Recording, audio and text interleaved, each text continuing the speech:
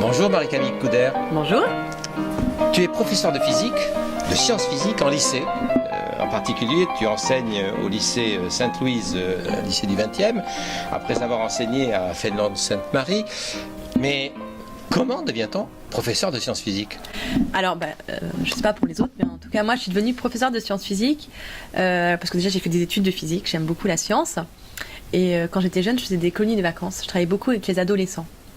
Et arrivé en DEA, et on m'a dit maintenant c'est fini l'écolo parce que tu n'as plus de vacances. Il va falloir que tu travailles que de la science. Et je me suis aperçue que ça allait me manquer, que pour moi la science ça se faisait aussi avec des adolescents. Et du coup j'ai décidé de devenir professeur de physique pour réconcilier ces deux choses.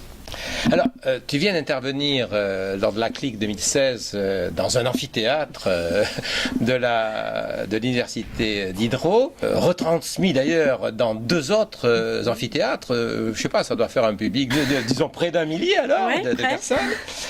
Et en fait, tous les deux, vous avez décrit votre propre cheminement personnel, je dirais, vers de nouvelles pratiques pédagogiques. Alors, pourquoi de nouvelles pratiques pédagogiques d'abord? En fait, nous, on ne s'est pas posé la question comme ça. On ne s'est pas dit, on veut de nouvelles pratiques. On a juste regardé ce qui se passait dans nos classes et on a découvert des choses qui ne nous allaient pas. Moi, je n'étais pas d'accord que je faisais un cours et quand je faisais un contrôle après, j'arrivais pas, les élèves n'avaient pas forcément compris. On passait à la suite sans assurer que tout le monde ait compris. Il y avait plein de choses qui ne me satisfaisaient pas, notamment le statut de l'erreur. Pour moi, on ne peut pas apprendre sans se tromper. Et en physique en particulier. En physique en particulier. On est quand même sur une science expérimentale où ça a été construit par essai-erreur, la physique. Et du coup, je ne peux pas interdire à mes élèves de se tromper, notamment dans les évaluations. Pour moi, l'évaluation, elle doit être un soutien à apprendre de ses erreurs. Et donc, on doit autoriser l'espace de l'erreur. Et on est parti de là. On est parti sur, nous, ça ne nous plaît pas. On veut autoriser nos élèves à pouvoir se tromper. On s'est du coup nous-mêmes aussi donné le droit de se tromper, nous, dans notre enseignement. Et puis, on est parti. Et puis, ça nous a mené donc vers ces nouvelles pratiques. On n'avait pas de but. On avait juste un constat de base de ça ne nous va pas. Alors, ce nouveau statut de l'erreur, bon, c'est bien beau de dire on va donner un nouveau statut à l'erreur, mais enfin, concrètement, pratiquement, avec des élèves, comment on fait? En changeant l'évaluation, on a arrêté de pénaliser l'erreur. Dans une évaluation classique, l'élève, il perd des points quand il se trompe. Et nous, on a arrêté de faire ça. Sur nos évaluations, c'est quelque part un point de départ. Et donc, quand l'élève se trompe, ça lui donne le droit d'analyser son erreur et de la corriger. Donc, à la fois la corriger, mais aussi dire pourquoi il avait faux, comment ne pas la recommencer. Et donc, on va énormément travailler comme ça jusqu'à ce que l'élève ait compris une notion par suite d'erreur. Alors, analyser son erreur, pour un élève, ça nécessite quand même que le professeur mette en place des outils. Et vous, quelle solution vous avez trouvée? On a trouvé notamment la solution de la classe inversée, qui nous a permis de faire des vidéos courtes sur les erreurs des élèves. Quand je vois une erreur qui revient systématiquement, je vais faire une vidéo et ça me permet de dire aux élèves va voir la vidéo pour comprendre ton erreur et ensuite reviens vers moi avec l'erreur corrigée. Ce qui va me dégager du temps, voilà. Et donc là, je vais le faire en individuel avec l'élève. Et alors, le travail entre pairs, faire en sorte que des élèves puissent participer de l'apprentissage des autres, est-ce que ça ne concourt pas aussi à donner un autre statut à l'erreur? Tout à fait. La collaboration entre pairs, c'est quelque chose auquel on est arrivé assez vite. Au bout d'1 an, on a vu qu'on ne pouvait pas, nous, en tant que prof, rester si central que ça. On va être obligé de délocaliser, si vous voulez, ces interactions avec les pairs. Et du coup, une fois qu'un élève a appris d'une erreur, il va pouvoir retransmettre ça à des élèves qui vont faire les mêmes erreurs. Ça m'arrive souvent de passer et de voir, t'as l'erreur, tiens, va voir Julien, lui il a compris, va voir Sophie, elle a compris, pour qu'ils puissent, entre eux, apprendre de leurs erreurs et devenir référents une fois qu'ils ont appris un concept. Alors ce statut de l'élève, je dirais médiateur, de l'élève qui se substitue d'une certaine façon au professeur, qui joue un rôle d'enseignant. Ça dépend ce qu'on appelle le rôle d'enseignant. Pour moi, l'enseignant, c'est celui qui pilote la classe. Et donc là, l'élève ne se substitue pas. Je reste pilote de la classe. Après, c'est chacun qui pilote à la fois son parcours de formation avec mon accompagnement. Et en tout cas, pour moi, la transmission n'a plus n'a pas à être monopolisé par le professeur. Au jour d'aujourd'hui, de toute façon, les élèves, ils apprennent tout le temps, ils apprennent partout. Le fait d'apprendre juste en classe, ça n'avait pas sens, quoi. Alors, en fait, vous avez dilaté le temps.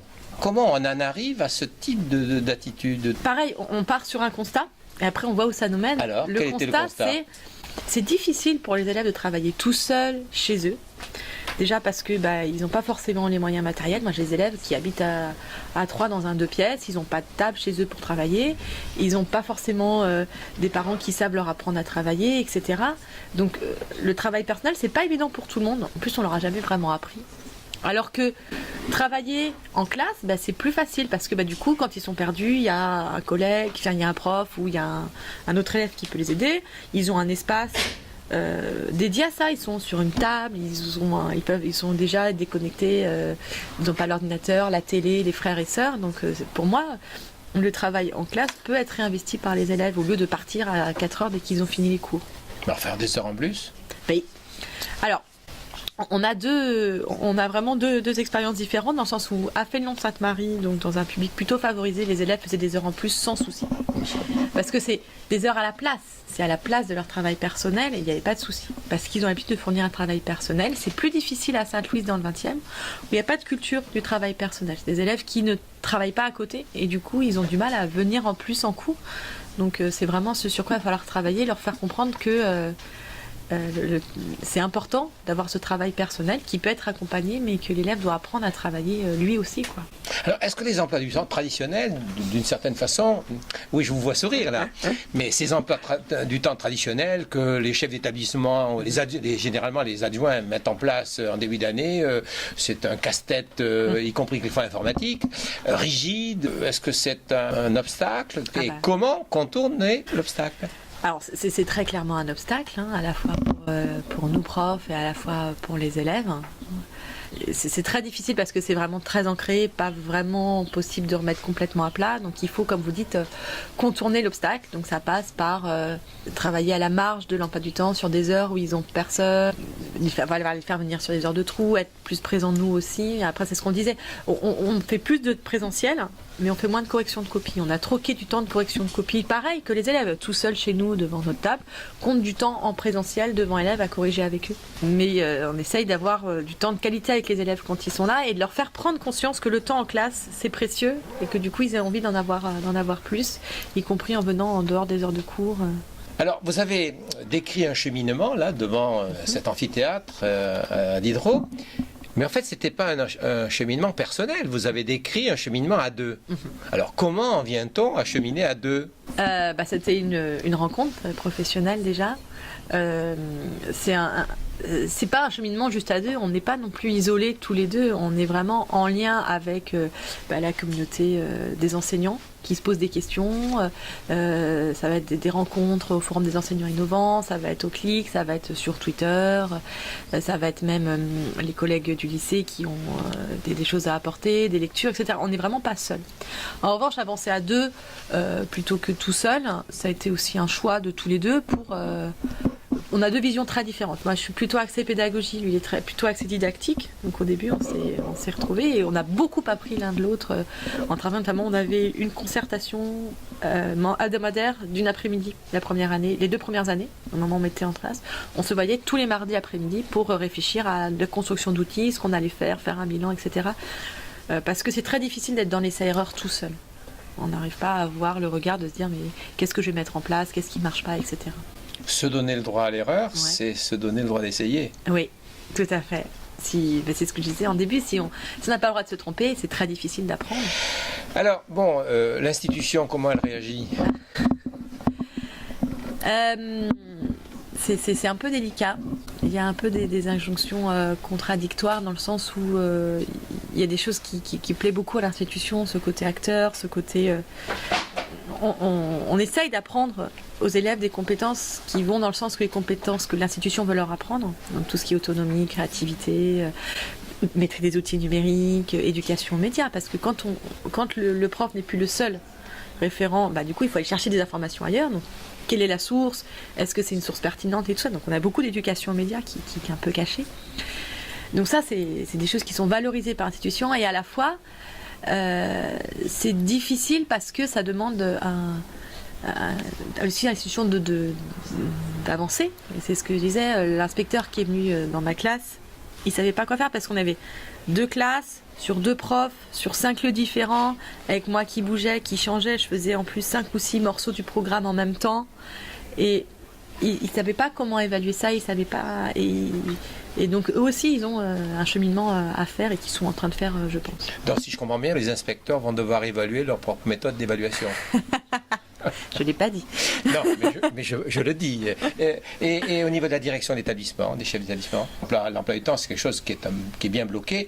Il n'empêche qu'il y a beaucoup de solutions de le rendre beaucoup plus souple. C'est difficile, je pense qu'ils sont dans une position difficile, les chefs d'établissement aussi, parce que ce changement qu'on voit chez les élèves, où justement on leur demande de devenir acteurs, et nous, en tant que prof, on a beaucoup de lâcher prise à faire. C'est-à-dire, on a beaucoup expérimenté ça avec Olivier. Ils font des choses, on voit que c'est super. Mais c'est difficile de se dire que ils les font sans nous ou que nous on n'a plus ce rôle d'initiateur. Par exemple, je suis physicienne, il y a la relativité restreinte qui est rentrée au programme. Alors je vois tout le monde dire mais comment on va enseigner ça et tout ça. Et donc moi je me suis pas embêtée, j'ai dit par la relativité restreinte, je sais pas. J'ai dit aux élèves allez voir, vous revenez avec vos questions puis on va réfléchir ensemble là voilà.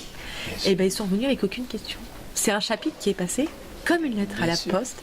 C'est un des chapitres sur lesquels, en fait, ils n'ont pas besoin d'apport de prof parce qu'il y a énormément de vulgarisation, ça suffit. Donc j'ai répondu à 2-3 questions, puis voilà. Par contre, sur l'entropie, alors l'entropie, c'est pas au programme. C'est eux qui sont venus avec ces questions d'entropie. C'est ce que je disais. Ce qui prouve que la science les intéresse. Voilà.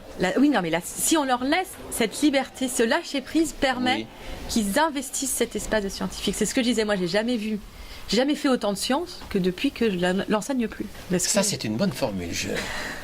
Mais qu'est-ce que vous entendiez par que je ne l'enseigne plus? C'est-à-dire que j'expliquais aux élèves ce qui allait se passer, et maintenant juste je les laisse partir sur leurs questions. Et alors, quelle est votre mission dans cette situation? Moi, je reste pilote du navire, comme dit, donc c'est à moi de jouer sur leur apprendre à aller chercher les réponses, leur apprendre à se poser des questions, leur apprendre à s'organiser dans leur travail pour pouvoir répondre à leurs questions de façon méthodique. C'est aussi à moi de leur donner les outils pour apprendre tout le formalisme de la science, parce qu'il y a un gros formalisme à apprendre, leur apprendre cette exigence, cette rigueur qui est associée à la science. Mais c'est ça mon rôle, c'est de continuer à piloter tout ça, quoi. Et une dernière question, est-ce que ce rôle-là vous rend heureuse? Ah moi oui, déjà, c'est ce que je vous dis, j'ai recommencé à faire des sciences. Donc quand il y a un élève qui vient vous voir en vous disant j'ai pas très bien compris l'entropie, ou qui vous parle d'enthalpie libre sur ses fiches de vocabulaire, on est obligé de se rappeler éventuellement, de réfléchir. Moi j'ai des élèves, comme ils font leur manipulation, et j'ai vu des manipulations arriver, je dis je ne comprends pas ce qui se passe. Donc me replonger dans des diagrammes potentiels pH, en expliquant, en essayant de vulgariser ça pour l'élève, pour comprendre pourquoi quand c'est dilué ça vire au rose, et quand c'est concentré il n'y a pas de réaction. Donc ça je prends beaucoup de plaisir en classe à la fois faire de la science. Vous avez failli dire autre chose. Voilà. Dites-le. Mais moi, je m'éclate à faire de la science avec mes élèves, et surtout aller voir progresser, voir ce qu'ils sont capables de faire à la fin de l'année. C'est ce qu'ils me disent. Ils me disent madame, mais vous nous déstabilisez, vous n'avez pas le droit de faire ça l'année du bac. Moi, je dis mais moi, je vois. Quand je fais ça en classe, je vois ce que vous êtes capable de faire. Je ne me sens pas déontologiquement le droit de dire non, on va rester classique. On va vous laisser sur du moyen qui va vous suffire, sachant que je sais que vous êtes capable de faire des trucs super, et je veux vous voir faire ça. Et les voir progresser comme ça, moi aussi, ça c'est quelque chose qui est extrêmement... c'est retrouver le plaisir de prof, de voir les élèves progresser. Une dernière question quand même, je vais me la permettre, parce que j'ai posé ça aux institutionnels officiellement, mais je l'ai posé aussi, je dirais, en off. Et le bac? Le bac, c'est pas si un problème que ça en physique, déjà parce que il y a des questions ouvertes qui commencent à arriver, donc ça il faut... Le contenu évolue. Les contenus évoluent. Alors après, c'est toute la réforme de la physique, c'est-à-dire qu'on est dans beaucoup moins de formalisme et plus dans la vulgarisation, mais il reste du formalisme qui traîne, qui est très bizarre.